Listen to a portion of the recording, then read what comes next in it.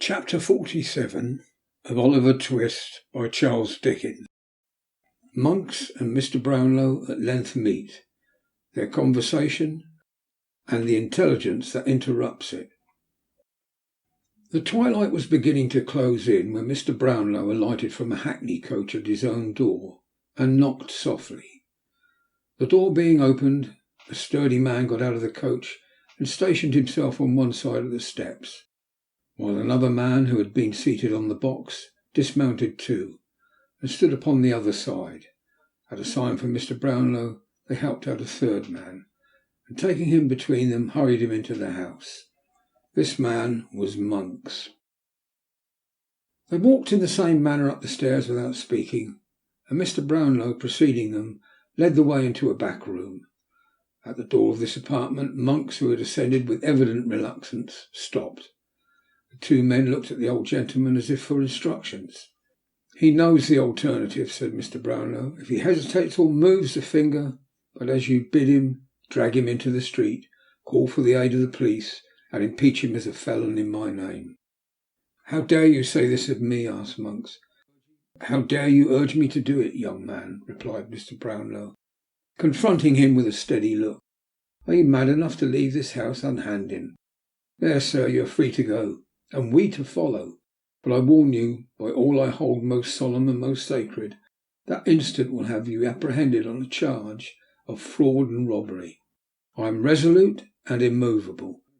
If you are determined to be the same, your blood is upon your own head." "By what authority am I kidnapped in the street and brought here by these dogs?" asked Monks, looking from one to the other of the men who stood beside him. "By mine," replied Mr. Brownlow.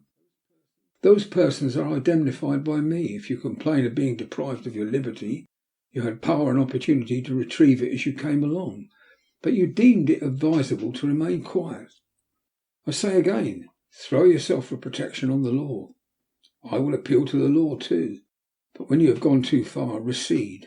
Do not sue me for leniency when the power will have passed into other hands, and do not say I plunged you down the gulf into which you rushed yourself."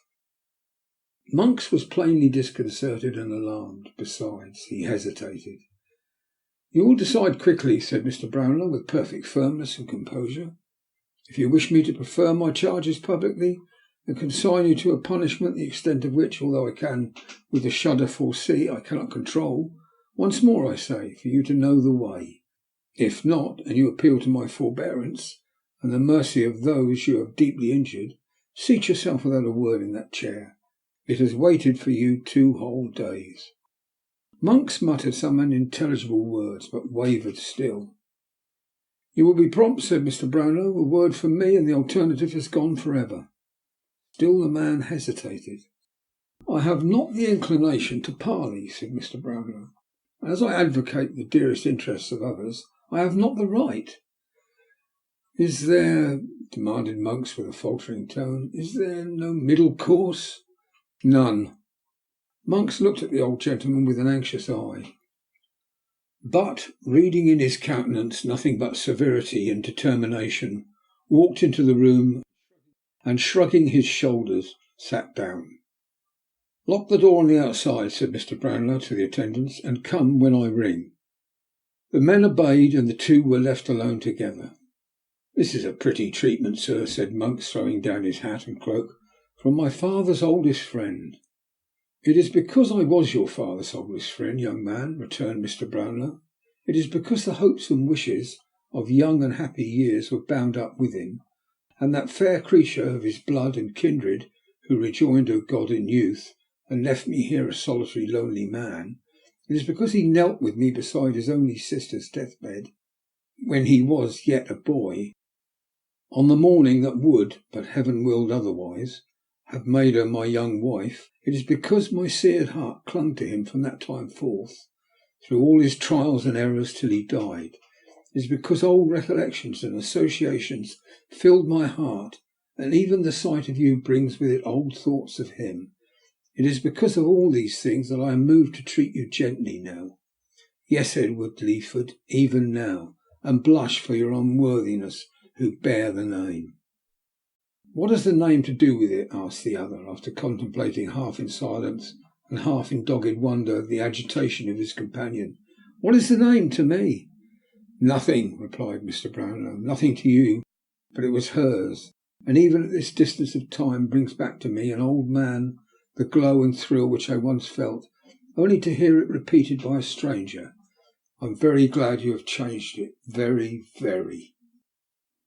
This is all mighty fine, said Monks, to retain his assumed designation, after a long silence during which he had jerked himself in sullen defiance to and fro, and Mr. Brownlow had sat shading his face with his hand. But what do you want with me? You have a brother, said Mr. Brownlow, raising himself. A brother, the whisper of whose name in your ear when I came up behind you in the street was in itself almost enough to make you accompany me hither in wonder and alarm. I have no brother, replied Monks.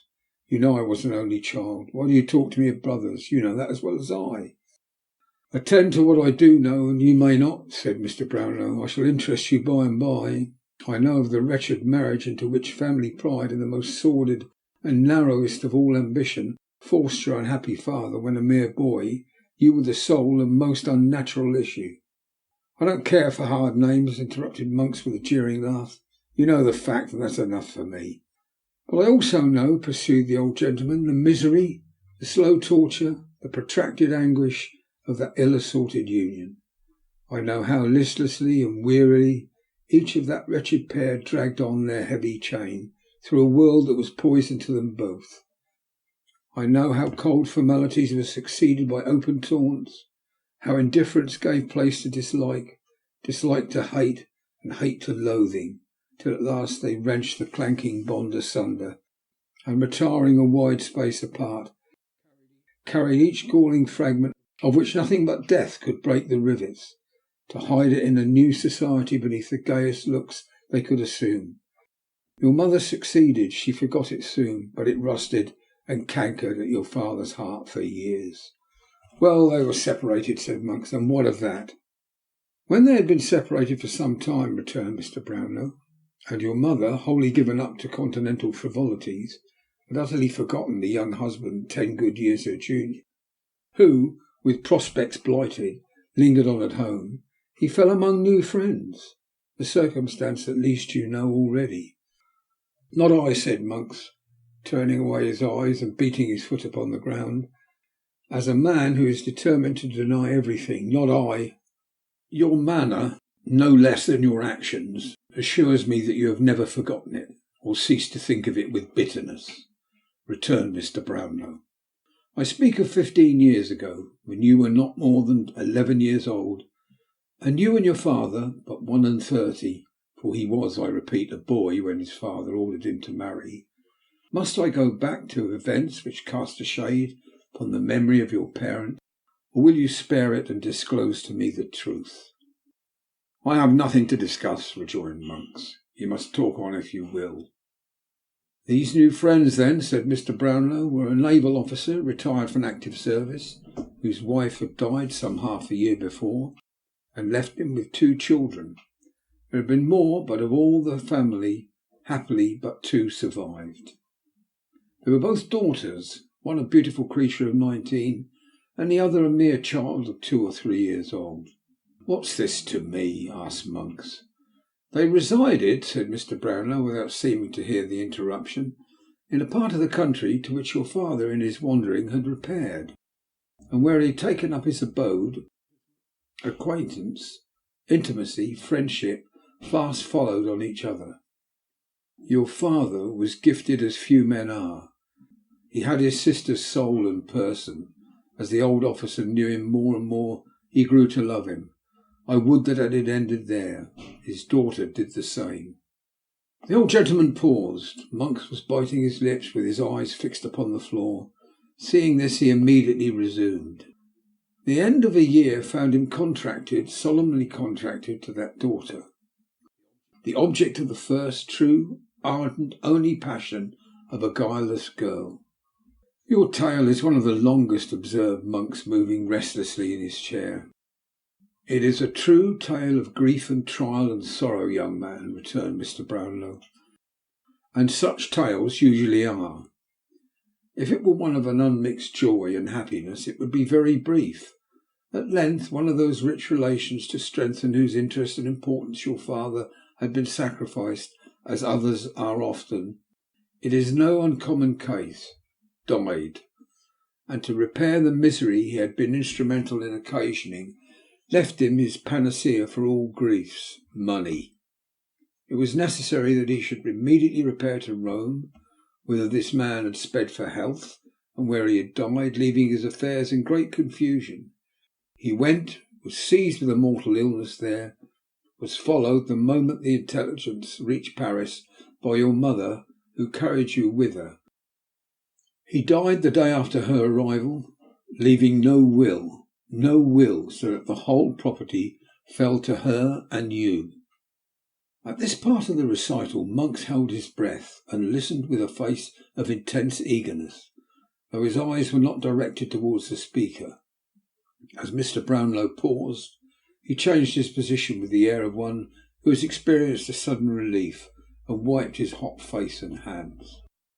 "Before he went abroad, unless he passed through London on his way," said Mr. Brownlow slowly, and fixing his eyes upon the other's face, "he came to me." "I never heard of that," interrupted Monks in a tone intended to appear incredulous, but savouring more of a disagreeable surprise. "He came to me, and left with me, among some other things, a picture, a portrait painted by himself, a likeness of this poor girl, which he did not wish to leave behind, and could not carry forward on his hasty journey. He was worn by anxiety and remorse almost to a shadow, talked in a wild, distracted way of ruin and dishonour worked by himself, confided to me his intention to convert his whole property at any loss into money, and having settled on his wife and you a portion of his recent acquisition, to fly the country. I guessed too well he would not fly alone, and never see it more, even from me, his old and early friend, whose strong attachment had taken root in the earth that covered one most dear to both. Even from me he withheld any more particular confession, promising to write and tell me all. After that, to see me once again for the last time on earth. Alas, that was the last time. I had no letter, and I never saw him more." "I went," said Mr. Brownlow, after a short pause, "I went when all was over to the scene of his, I will use the term the world would freely use, for worldly harshness or favour are now alike to him, of his guilty love, resolved that if my fears were realised, that erring child should find one heart and home to shelter and compassionate her. The family had left that part of a week before. They had called in such trifling debts as were outstanding and discharged them, and left the place by night. Why or whither, none can tell." Monks drew his breath yet more freely, and looked round with a smile of triumph. "When your brother," said Mr. Brownlow, drawing near to the other's chair, "when your brother, a feeble, ragged, neglected child, was cast in my way by a stronger hand than chance, and rescued by me from a life of vice and infamy." "What?" cried Monks. "By me," said Mr. Brownlow. "I told you I should interest you before long. I say by me. I see that your cunning associate suppressed my name, although for aught he knew it would be quite strange for your ears. When he was rescued by me, and then lay recovering from sickness in my house, his strong resemblance to this picture I have spoken of struck me with astonishment. Even when I first saw him in all his dirt and misery, there was a glimpse of some old friend flashing on one in a vivid dream. I need not tell you that he was snared away before I knew his history." "Why not?" replied Monks hastily. "Because you know it well." "I?" "Denial to me is in vain," replied Mr. Brownlow. "I will show you that I know more than that." You can't prove anything against me," stammered Monks. "I defy you to do it." "We shall see," returned the old gentleman with a searching glance. "I lost the boy, and no efforts of mine could recover him. Your mother being dead, I knew that you alone could solve the mystery, if anybody could. And as when I had last heard of you, you were on your own estate in the West Indies, whither, as you well know, you retired upon your mother's death to escape the consequences of vicious courses here, I made the voyage. You had left it months before, and were supposed to be in London, but no one could tell where. I returned. Your agents has no clue to your residence. That you came and went, they said, as strangely as you had ever done, sometimes for days together, and sometimes not for months, keeping to all appearances the same low haunts and mingling with the same infamous herd who had been your associates when a fierce, ungovernable boy. I wearied them with new applications. I paced the streets by night and day, but until 2 hours ago all my efforts were fruitless, and I never saw you for an instant. And now you do see me, said Monks, rising boldly. What then? Fraud and robbery are high-sounding words, justified, you think, by a fancied resemblance in some young imp to an idle daub of a dead man's brother. You don't even know that a child was born of this maudlin pair. You don't even know that. I did not, replied Mr. Brownlow, rising too. But within the last fortnight I have learnt it all. You have a brother, you know it, and him. There was a will which your mother destroyed, leaving the secret of the gain to you at her own death. It contained a reference to some child likely to be the result of this sad connection. Which child was born and accidentally accounted by you when your suspicions were first awakened by his resemblance to your father. You repaired to the place of his birth. There existed proofs long suppressed, of his birth and parentage. These proofs were destroyed by you, and now, in your own words to your accomplice the Jew, the only proofs of the boy's identity lie at the bottom of the river, and the old hag that received them from the mother is rotting in her coffin. Unworthy son, coward, liar, you who hold your counsel with thieves and murderers in dark rooms at night, you whose plots and wiles have brought a violent death upon the head of one worth millions such as you, you who from your cradle were gall and bitterness to your own father's heart, and in whom all evil passions, vice and profligacy festered, till they found a vent in a hideous disease which made your face an index even to your mind. You, Edward Leeford, do you still brave me? No, no, no, returned the coward, overwhelmed by these accumulated charges. Every word, cried the gentleman, every word that has passed between you and this detested villain is known to me. Shadows on the wall have caught your whispers and brought them to my ear. The sight of the persecuted child has turned vice itself, giving it the courage and almost the attributes of virtue.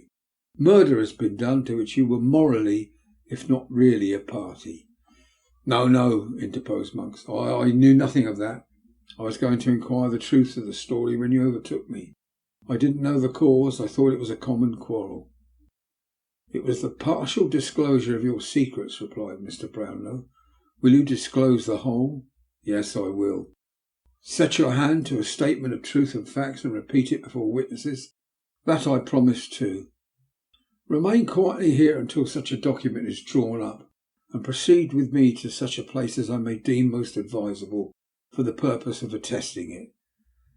If you insist upon that, I'll do that also, replied Monks. You must do more than that, said Mr. Brownlow. Make restitution to the innocent and unoffending child, for such as he is, although the offspring of a guilty and most miserable love, you have not forgotten the provisions of the will. Carry them into execution so far as your brother is concerned, and then go where you please. In this world you need meet no more. While Monks was pacing up and down, meditating with dark and evil looks on his proposal and the possibilities of evading it, torn by his fears on the one hand and his hatred on the other, the door was hurriedly unlocked, and a gentleman, Mr. Looseburn, entered the room in violent agitation. This man will be taken, he cried. He will be taken tonight. The murderer? Asked Mr. Brownlow. Yes, yes, replied the other. His dog has been seen lurking about some old haunt, and there seems little doubt that his master either is or will be there under the cover of darkness. Spies are hovering about in every direction. I have spoken to the men who are charged with his capture, and they tell me he cannot escape. A reward of £100 is proclaimed by Government tonight. I will give 50 more, said Mr. Brownlow, and proclaim it with my own lips upon the spot. Where is it, Mr. Maylie? Harry, As soon as he had seen your friend here and safe in a coach with you, he hurried off to where he heard this," replied the doctor, and mounting his horse sallied forth to join the first party at some place in the outskirts agreed upon between them. "Fagin," said Mr. Brownlow. "What of him?" "When I last heard he had not been taken, but he will be, or is by this time. They're sure of him." "Have you made up your mind?" asked Mr. Brownlow in a low voice of Monk's. "Yes," he replied. You will be secret with me?" "I will remain here till I return. It is your only hope of safety." They left the room and the door was again locked. "What have you done?" asked the doctor in a whisper. "All that I could hope to do, and even more. Coupling the poor girl's intelligence with my previous knowledge, and the result of our good friend's inquiries on the spot, I left him no loophole of escape, and laid bare the whole villainy by which these lights became plain as day. Write and appoint the evening after tomorrow at 7 for the meeting. We shall be down there a few hours, but shall require rest, especially the young lady, who may have greater need of firmness than either you and I can quite foresee just now. But my blood boils to avenge this poor murdered creature. Which way have they taken?"